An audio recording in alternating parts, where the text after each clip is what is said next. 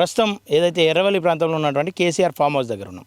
ఏదైతే గత కొన్ని రోజులుగా ఏదైతే క్షుద్ర పూజలు కావచ్చు, అనేక శబ్దాలతో కూడినటువంటి సౌండ్లు వస్తున్నాయని చెప్పేసి సోషల్ మీడియాలో తెగ వైరల్గా మారింది. దాంట్లో భాగంగా ఈ ప్రాంత ప్రజలతో కావచ్చు, లేదంటే ఈ చుట్టుపక్కల పరిస్థితులు చూద్దామని చెప్పేసి ఇక్కడ రావడం జరిగింది. ఒకసారి చూసుకోవచ్చు, వెనకాల ఉన్నదంతా కూడా కేసీఆర్కు సంబంధించిన ఫామ్ హౌసే.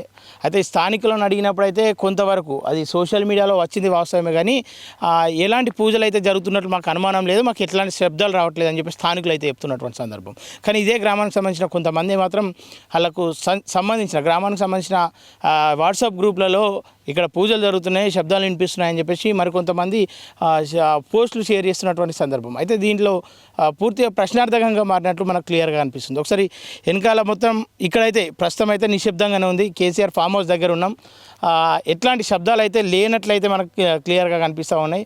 ఒకవేళ నిజంగానే మొన్నట అయితే ఏదైతే వార్త వైరల్ అయిందో ఈ మధ్యకాలంలో ఏమైనా శబ్దాలు వచ్చినాయని చెప్పేసి అంటే స్థానికంగా తిరిగే వాళ్ళని అడిగినప్పుడు కూడా ఎట్లాంటి శబ్దాలు ఏం లేవని అయితే చెప్తున్నటువంటి సందర్భం. ఒకవేళ నిజంగానే కేసీఆర్ లోపల ఏదైనా ఆయనకు సంబంధించిన వ్యక్తిగత పూజలు ఏమైనా చేసుకుంటుండా అనే దాని మీద కూడా కొంతవరకు అనుమానం ఉన్నప్పుడు కూడా ఎంతవరకు వాస్తవం అని చెప్పేసి చెప్పడానికి లేదు.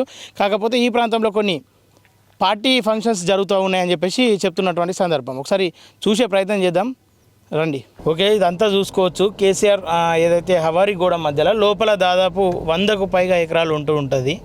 అందులో వ్యవసాయ క్షేత్రం ఉంది. ఈరోజు ఏదైతే మన్మన్తో కలిసి వ్యవసాయం చేస్తున్నట్లు ఒక ఫోటో అయితే వైరల్ చేసింది. ఏదైతే పూజలకు సంబంధించిన ఒక సమాచారం బయటకు వచ్చిందో దాని తర్వాత ఒక వార్త ఏదైతే కొడుకు మన్మన్తో కలిసి వ్యవసాయం చేసుకుంటున్న కేసీఆర్ అని చెప్పేసి ఆ టాపిక్ను డైవర్ట్ చేయడానికి ఆ వార్త బయటకు రిలీజ్ చేసిందని చెప్పేసి కొంతవరకు వినిపిస్తూ ఉంది. కానీ ఏంది అని చెప్పేసి అంటే చుట్టుపక్కల ప్రజలు కొంతవరకు మాట్లాడడానికి భయపడుతూ ఉన్నారు. ఎందుకంటే నిత్యం ఈ ప్రాంతంలో తిరిగే వాళ్ళం, ఒకవేళ నెగిటివ్గా చెప్తే ఏదైనా అయ్యే అవకాశం కూడా ఉంటుందని చెప్పేసి స్థానికులు చెప్తా ఉన్నారు.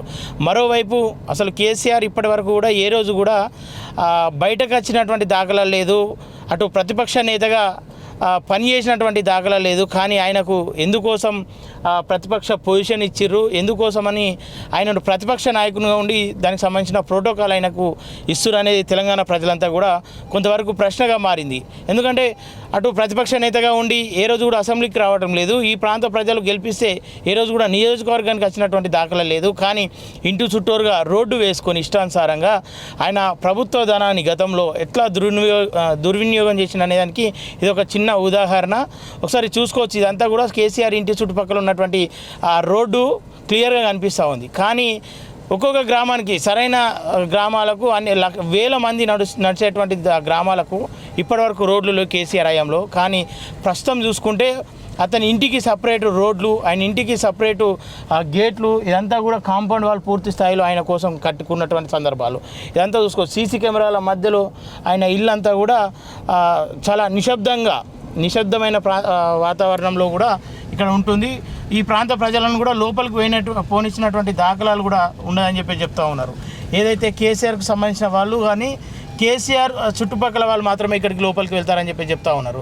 అలాగే ఈ ప్రాంతంలో ఎవరైనా అనుమానంగా తిరిగినా, లేదంటే ఎవరైనా కేసీఆర్ను కలిసేటువంటి ప్రయత్నం చేసి గేట్ వద్దకు వచ్చినా అరెస్ట్ చేసేటువంటి పరిస్థితులు ఇక్కడ ఉంటాయని చెప్పి చెప్తా ఉన్నారు.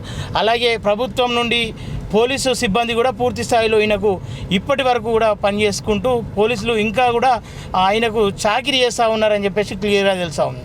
ఒకసారి లోపలికి చూసే ప్రయత్నం చేసినాం, కానీ అక్కడ పోలీసు వాళ్ళు అడ్డుకునే ప్రయత్నం చేశారు. కాబట్టి ఆయన ఇంటి చుట్టూరు ఏదైతే వాతావరణం ఉందో అలాగే ప్రజలతో మాట్లాడే ప్రయత్నం చేసాం. చాలామంది కూడా ముందుకు మొహమాటంతో ఉన్నారు. ఇదైతే ఇక్కడ క్లియర్గా అనిపిస్తూ ఉంది.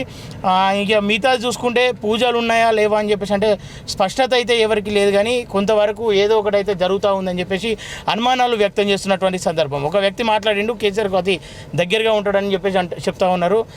ఆయన అయితే పూజలు ఏం లేవు, కానీ కొన్ని పార్టీలు జరిగినాయి, ఆ పార్టీ శబ్దాలను చూసి పూజలు అనుకుని ఉంటారు ప్రజలు అని చెప్పి చెప్తా ఉన్నారు. ఇది ప్రస్తుతం అయితే ఇక్కడ పరిస్థితి. ఒకసారి చూసుకోవచ్చు. ఇదంతా కూడా కేసీఆర్ గడి అని చెప్పి చెప్పుకోవచ్చు, ఒక దొర గడి అని చెప్పి చెప్పుకోవచ్చు. ఇదంతా కూడా ప్రస్తుతం కేసీఆర్ ఫామ్ హౌస్ దగ్గర ఉన్నాం. ఏదైతే క్షుద్ర పూజలు అని చెప్పి చెప్తూ ఉంటున్నారో అది ఎంతవరకు నిజం ఎంతవరకు అబద్ధం అని తెలుసుకోవడానికి మనం ఇక్కడ రావడం జరిగింది. స్థానికంగా రోజు ఇక్కడనే తిరుగుతాడు. బాబు ఇక్కడనే ఉంటావు కదా నువ్వు? ఇక్కడనే ఉంటా. ఏం చేస్తుంటావే? ఏం వ్యవసాయం చేస్తా. వ్యవసాయం చేస్తుంటావు రోజు? అయితే ఇదే పొలం దిక్కు ఇటే తిరుగుతావు? ఇదే పొలం ఇటే ఉంటా. మరి ఏంది పూజలు అవుతున్నాయి అంటారు కదనే? పూజలు లేవు ఇక్కడ. పూజలు ఏం లేవు? లేవు ఫోన్లో పెట్టి, కానీ అది ఉట్టిదే నేను చూసి తెలుసుకుంటే లేదు. పూజలు ఏం లేవు. పూజలు ఏం లేవు. మరి అంటారు కానీ లోపల మంత్రాలతో పూజలు చేస్తూ ఉన్నారు. ఆయన కేసీఆర్ పదవి పోయింది కదా, పదవి గండం పూజలు చేయించుకుంటున్నాను అంటారు. లేదు ఏం లేదు. లేదు. మరి శబ్దాలు వస్తున్నాయి అంటారు కదండి. ఉట్టిగా వాడుకుంటారు అట్లా, ఉట్టిగా వాడుకుంటారు అట్లా, ఏదో ఒకటి ఫోన్లలో పెట్టుకుంటా, ఎవరో దోశ అట్లా పెట్టుకుంటా పని చేస్తారు అట్లా.